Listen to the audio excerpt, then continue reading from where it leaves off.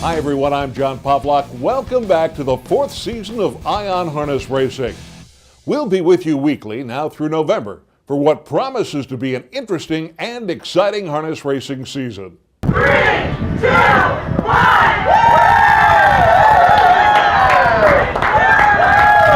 On June 1st, harness racing in Ohio changed forever. That was the date that the Buckeye State's first racino was opened at Scioto Downs in Columbus. Judging from the long lines, patrons were anxious to see the new facility and play the video lottery terminals that will make the lottery and racing and breeding industries big winners. At the opening, we caught up with Jeffrey Dahl, president and CEO of MTR Gaming, the parent company of Scioto Downs. This is just phase one. It's not only phase one of the gaming facility, but we just completed phase one of a remodel of our racing facility. The simulcast area has gotten just a complete freshening. All new technology, looks really great. We tied it into the look and feel of this facility so that it's integrated. You're walking from one to the other. It's all the high quality experience that we provide here. There's also change in New Jersey, where the new Meadowlands, accent on new, will soon begin to rise from the rubble of what had been backstretch barns. There is already plenty of evidence that things are changing for the better at the Meadowlands, and our Rich Johnson recently visited the Big M, where he found that patrons like what's going on, and where General Manager Mike Newland brought us up to date on the changes. They'll notice right away how clean the building is. I mean, we're waxing the floors, we're cleaning the bathrooms, we're diligent on keeping the place clean. We've got sweepers walking around all the time. They'll notice the free programs. Everyone has a program in their hand now. Our food is much better, and I think that was a #1 priority for Jeff. They'll notice the new walkabout tellers available everywhere throughout the building. They'll notice that we painted and spruced the place up a little bit. They'll notice that we try to keep an entertaining atmosphere at all times, whether it's t-shirt shooting. I gotta admit, you're pretty good at this. Nice. Or horseplay contest.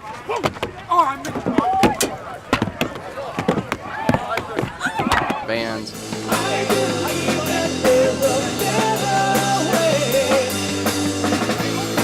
We're keeping something going all the time. Food is much better, the place is cleaner, people are more friendly than they were. Nothing against state workers, because I love them all, but however, these people here seem to want us to be here, where before I guess they were underpaid, didn't want us here. So it's a great time. People should come out here. I live 5 minutes from here. If I hit the big one, I'll be back here more often. It's a great place. They got a wine tasting thing going on. I got 35, 40 years of experience handicapping. I don't know anything more than anybody else. I told them, bet your birthday, your phone number or something, and go home with a big win. 9, 4, and 8. Okay, that's going to be $6. Okay. 4 and 8 come across the finish line in either combination, you win. If 4 and 9, if 8 and 9, okay. Perfect. So that's the way it works, okay. But they have to run first and second. Okay. Perfect. Okay. All right. This is a more difficult bet than betting to show or betting to win. Okay. It helped us. It was our first time doing it, and he came over and we were like, I'm sorry, we have no idea what's going on. He took us from A to Z, and then we totally understand it. And now I was betting I know what I talk about because we of did a combination of what the book said and also the horse that we liked based on the name and how it looked and stuff. Yeah. So it was a good combination. Yeah, since it was our first time betting, we definitely want to know what we were doing. Yeah, we didn't want pick it for the name because the name's pretty. And so we were didn't go with everything that's shown on the board, so we kind of we went for the one that had the most people going for it, and then we picked one that we liked, and so we did combination. Battle of the Bands and barbecue taste. Have a good night, sir. Have a good night. This is all a good thing. It's hard enough to come here and try and win, but when you have this sort of thing, it takes a little sting out of it, So it's all good. Mark down these dates, July 13th through 15th. That's this year's Back to the Track weekend, which will return for its 3rd year. To kick things off, we've activated the Back to the Track website, where you'll find out what your track will offer that weekend. In the coming weeks, we'll also keep you up to date on what's going to happen, but for now, visit backtothetrack.com and then make plans to grab a friend and head for the races. It's back. The one weekend you won't want to miss visiting your favorite harness racetrack, July 13th, 14th, and 15th. That's Back to the Track weekend, harness racing's most fan-friendly weekend of the year. Whether you're a fan and bettor, curious about harness racing, or simply love horses, there will be something every member of the family will enjoy. And every harness track in America will make you feel welcome with special events you'll be sure to remember. So grab a friend or two and come back to the track on July 13th, 14th, and 15th and sample the unbridled excitement of harness racing once again. Big Money Racing has made its return for 2012, and some of the sport's best pacers were in action on 3 fronts this past weekend.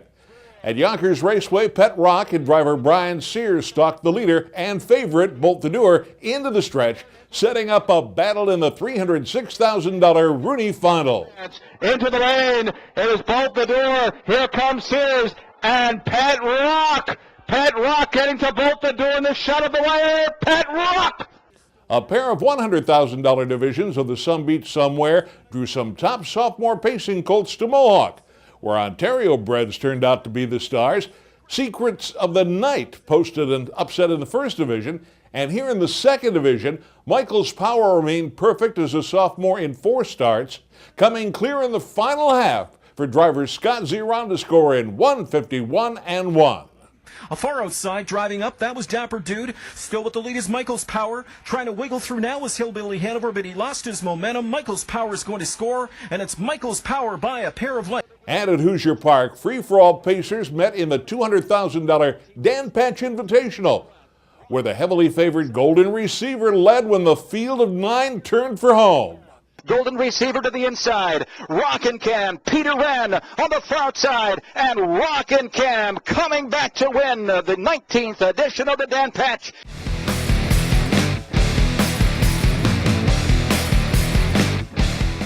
For the first time in 14 years, the USTA's popular driving school was not held at Delaware, Ohio, home of the Little Brown Jug.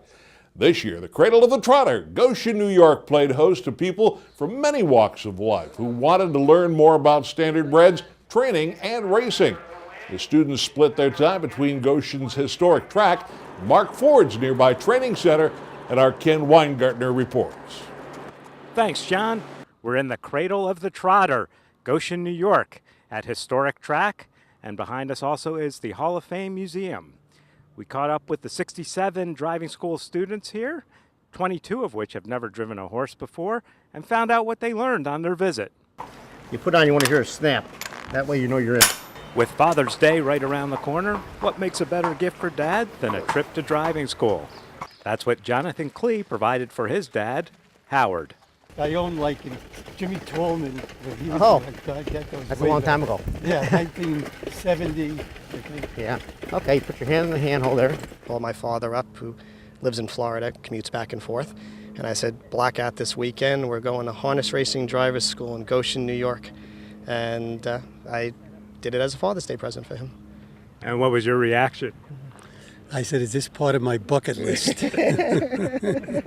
But I'm really happy that he did it, and it's very enjoyable. It really is, because I go all the time with him to the races, and it's nice to do it this way. Very nice. For the Kellys, the trip to the driving school was a chance for John to relearn some of the basics of harness racing after several years away from the sport, while son Chris was preparing for a new challenge after life in the military. I haven't had a lot of time to spend with him, so this is the time for us to get together and kind of bond, you know what I mean? It's been a lot of years. So how do you feel as you look over there and you see him coming down the track? How does that make you feel?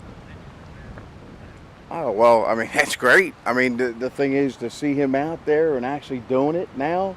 I mean, this is the first time for him, and I know he's really enjoying what we're doing right now because he's been talking about it, and he knows I love it. I mean, I love the game. So this is great for both of us. You know, to see him out there doing it, I mean, that's what it's all about. Whether you're a novice, been in the sport for a few years, or even owned a horse of the year. Look at my guy. This is my horse, Moscolo.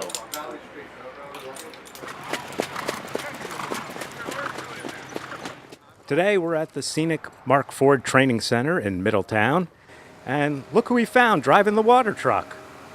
There's Mark Ford now. Students got to do hands-on learning at the Scott Blackler stable.